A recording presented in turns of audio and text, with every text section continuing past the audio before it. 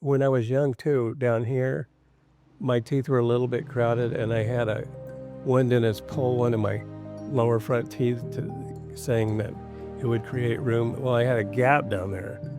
It never, I mean, it was just incorrect diagnosis. So I ended up having to have a bridge there and a bridge there on the top where I'd knocked that one out.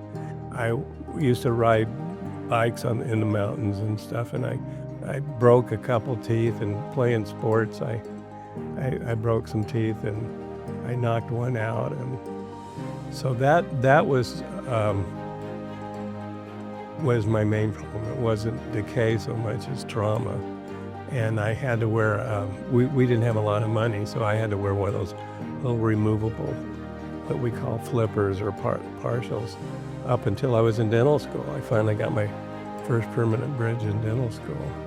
In my practice, I had a part of what I did was work on phobic patients because I did IV sedation for 20 years. And we used to put people out that were really phobic about dentistry. And I would use a combination of that and a hypnotic technique to try to de-escalate.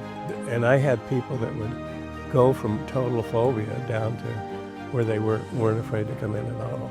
I had just some aging factors with my work, and I thought I would go on, and because I was retiring, I had the time to go ahead and do that restoration. I'd go on and have Paul go on and do it right at that point, knowing that it would probably last me the rest of my life.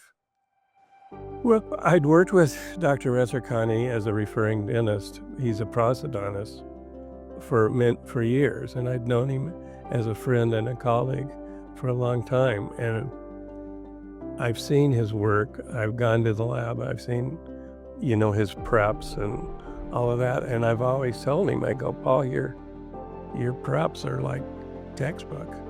I just decided that I would go on and redo my treatment because most of my stuff was from dental school and right around there, and it was like 30, 40 years old. And well, the first time I saw my new smile, I was obviously pleased because it's pretty much what I had in mind.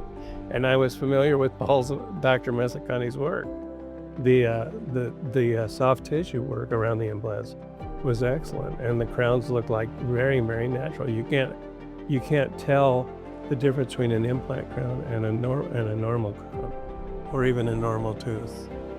What my smile means to me now is I'm very pleased with the appearance of it. And in fact, in my profession, it was actually a really good model. They don't want to go to a dentist that doesn't have beautiful teeth. It's I was kind of a human demonstration model of what they could have. And now my wife is actually having some work done with Dr. Rezarkhani.